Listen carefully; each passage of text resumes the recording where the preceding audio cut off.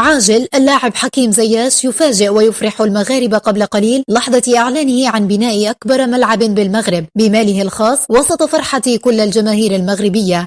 خرج اللاعب المغربي حكيم زياش نجم نادي تشيلسي الإنجليزي قبل قليل في تصريح يعلن فيه عن مفاجأة مفرحة وغير متوقعة للمغاربة، حيث أعلن عن عزمه لبناء أكبر وأفخم ملعب في إفريقيا بالمغرب بماله الخاص. وإليكم التفاصيل الكاملة.